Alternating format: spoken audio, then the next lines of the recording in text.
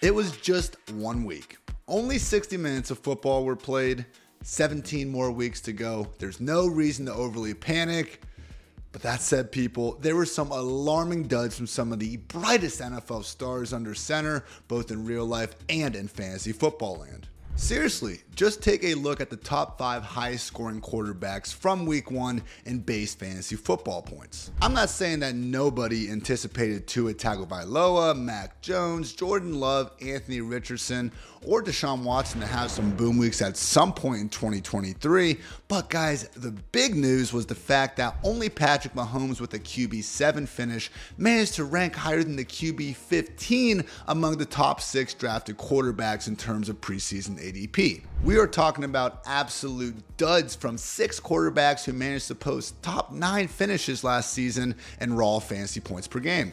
Each of Jalen Hurts, Josh Allen, Geno Smith, Lamar Jackson, Daniel Jones, and Joe Burrow failed to finish higher than the QB19 last week. I mean, for crying out loud, guys, Joe Burrow scored 3.2 fantasy points in 60 minutes of football in this economy, no less. When comparing these week 1 performances against everything these quarterbacks did last season, we see that Allen, Burrow, Jackson, and Jones managed to put forward their single worst fantasy performances in terms of raw fantasy points, while we saw Geno and Jalen Hurts put forward their second worst performances of the past 19 regular season weeks. It's also a bit funny that we saw almost every single quarterback who signed a big money extension with their current employer really struggle to get anything going in the first 60 minutes of 2023.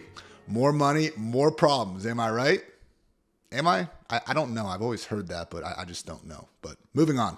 All that said, people, and back to our original point, it was just 1 week. So let's go through 5 of these prolific duds and figure out what exactly went wrong and if fantasy managers can expect these quarterbacks to get back to their high-scoring ways as early as week 2. Up next, Bills quarterback Josh Allen. Now, this was a primetime Monday night debacle that featured Josh throw not 1, not 2, but 3 interceptions to the same freaking guy out there. Throw in a Mark Sanchez-esque fumble where he dropped the snap and then ran into his own teammate, and we had 4 ill-advised turnovers in the game that the Bills probably could have pulled out if Josh had just been a bit more careful with the football. Throw in 36 scoreless yards on the ground, and we just didn't get the usual dual threat alien goodness that most fantasy managers have come to expect from Allen on a weekly basis. That said, everyone, there has been a common trend now of Sauce Gardner and company really making life tough for Josh Allen and this Bills passing attack.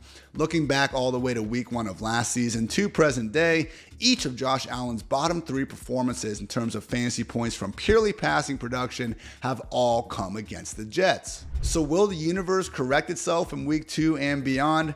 I think so. Up next is a matchup against Max Crosby and company, and I do expect Crosby to make his presence felt on more than a few occasions, but that said, guys, this Raiders defense was the 7th worst unit in terms of fantasy points per game allowed to opposing quarterbacks last season, and Vegas simply doesn't expect the Bills to have many problems here. Overall, no team is implied to score more points than your Buffalo Bills ahead of this week 2 matchup, and we should expect Josh Allen to, as always, be a big reason why. The all-time QB2 in fantasy points per game, Allen had a dud in week 1, but don't be surprised if he follows it up with a y'all must have forgot boom ahead of this spicy week 2 matchup. My panic level for Josh and this Bills offense as a whole cannot go higher than a small 1 out of 10. Up next, Seahawks quarterback Geno Smith.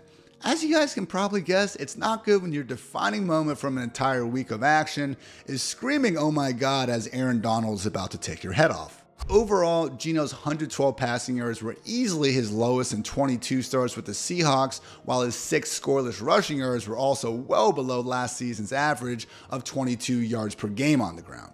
That said, it's hard to put the entire fault of the Seahawks offense on Geno's shoulders. This team allowed the 7th highest pressure rate of week 1 and also posted the 7th highest drop rate among all 32 squads. Oh yeah, another huge note, the Seahawks had to play a majority of the second half without both of their starting offensive tackles. As you can see in this graphic right here, it was a night and day performance offensively with and without the team's starting tackles. It turns out that when you already have to deal with Aaron Donald in the interior of your offensive line, removing that sense of safety on the exterior on those edges is going to prove to be completely problematic for everyone involved. So should we expect the Seahawks to rebound in week 2? I'm not sure. Over the course of the season, I'm sure things will be fine, but right now, guys, they could again be without both of their starting offensive tackles and accordingly had to go sign 41-year-old Jason Peters to help provide some depth. Not exactly the moves you want to be making ahead of a date with Aiden Hutchinson and a Lions defense that really did a great job limiting Patrick Mahomes and company back in week 1. My panic level here for especially week 2 and early on in the season is a pretty high 6 out of 10. Up next, Ravens quarterback Lamar Jackson. Out of all these quarterbacks, you can actually argue that Lamar put forward the best real-life performance, posting the 7th highest mark in yards per attempt and the 2nd highest adjusted completion rate. However, a lowly 5.1 average target depth didn't make it look all that impressive.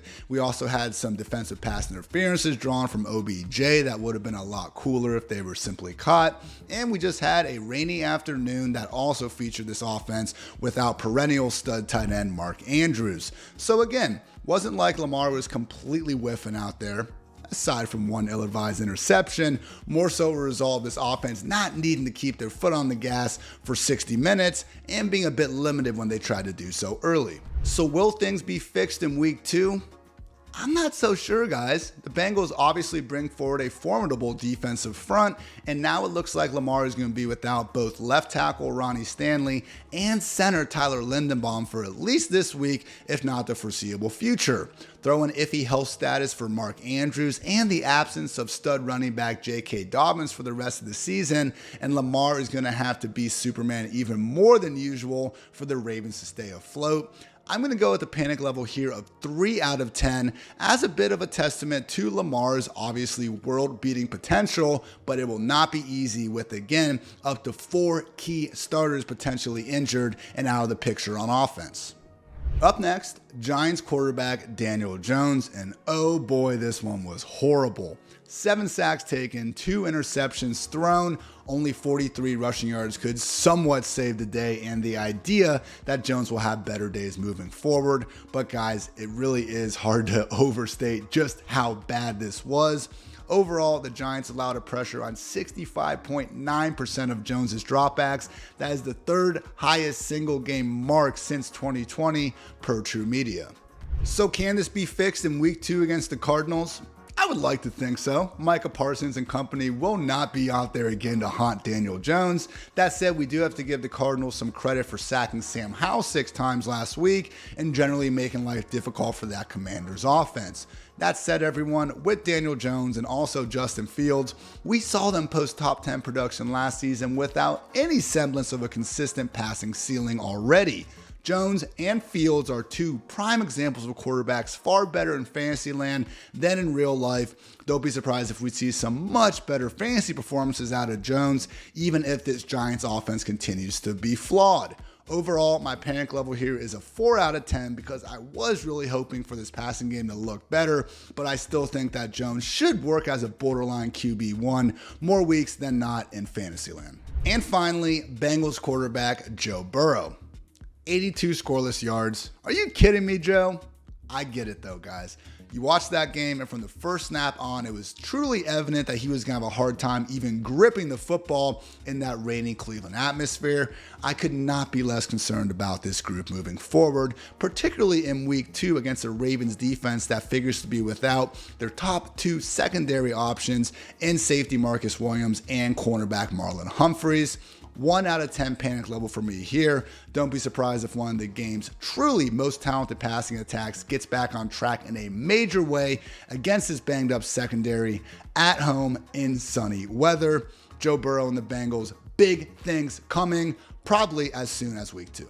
So yeah, guess what? 60 minutes of football, not the end of the world. Don't be surprised if honestly all of these quarterbacks look quite a bit better in week 2 because it's hard to look much worse. But appreciate you guys tuning in here. Let me know in the comments what other performances you might be worried about and if you share a similar level of optimism as me with these big name quarterbacks getting back on track.